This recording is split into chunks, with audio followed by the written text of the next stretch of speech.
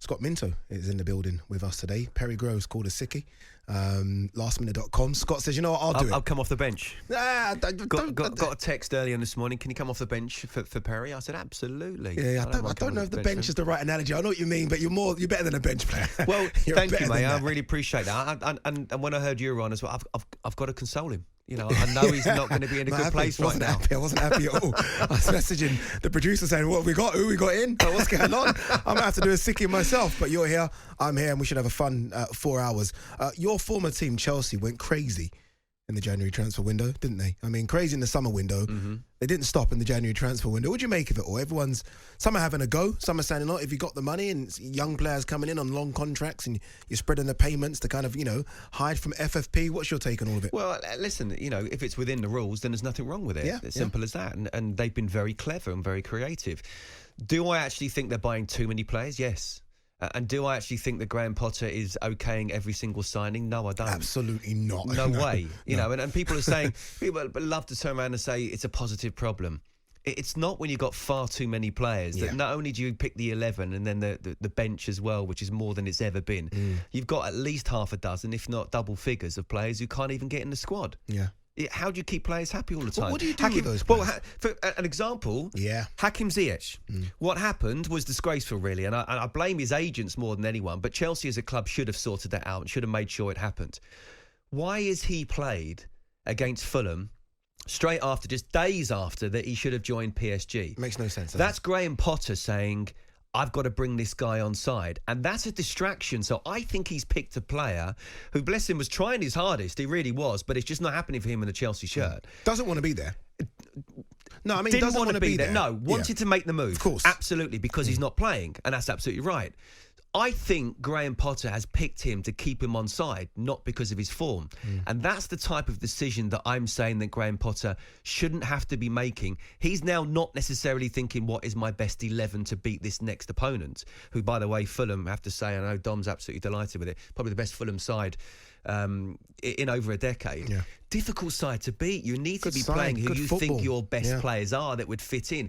Hasn't had the time. Enzo Fernandez came in. I thought he played really well. Slight worry about him in the sense of the price tag is I've seen a lot of him for Benfica as well. Let me tell you, he is a top-class midfielder and he will be one of the best central midfielders in the world if he's not close to it already. But he's not someone who's going to go past 3 or 4 players, whip it into the top corner. So he's not someone who's going to say, there's your 100 million. I don't think a lot of fans, and look, obviously Chelsea fans would have been doing their scouting as soon as he's been linked with them. They go on YouTube and try and find clips. I don't think a lot of fans know that. I think a lot of fans are expecting to see a player that does go for part, like Kevin De Bruyne, because 105 million...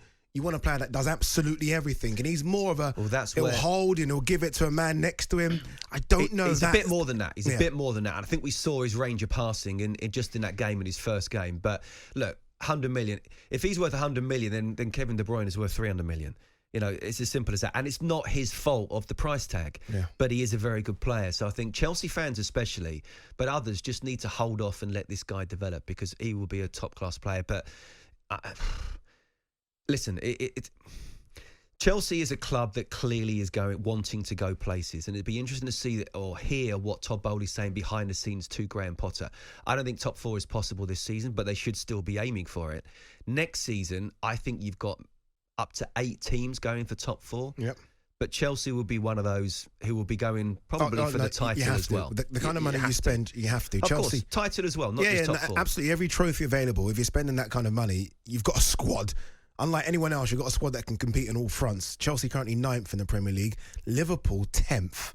Got beat by... Give me that little grimace there. Well, this is where I felt I had to come in, Eddie, and just put my arm around you and see if you're okay. I need a big cuddle right now. You lose to a side that's struggling for relegation and actually can't score a goal. 12 goals all season, and you can see 3. And they can...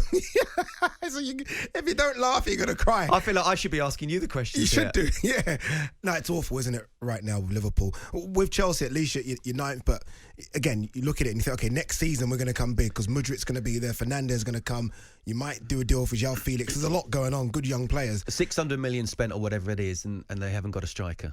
That's what they need, Chelsea, a striker. Well, we know Havertz won't be there. Aubameyang won't be there in the summer. No. All these will go, won't they? Well, we don't know about Havertz. I like his movement, but he's not a natural goal scorer. They need a natural goal scorer, and we thought that Aubameyang was, but clearly, I mean, not only is he not playing, but he's actually been taken off the Champions League list. Yeah, there's clearly and where a Chelsea big are problem struggling for behind goals. the scenes. Yeah, What does that Havertz tell would you? be good. We'll talk about Liverpool in a bit. Havertz would be really good. The old-fashioned 4-4-2 up front, it's playing off someone. Yeah. He almost fits that. And before everyone shoots me down, that Burkamp Sheringham type of mold where he might not get you 20 goals a season, but you know he'll link play. No, I agree.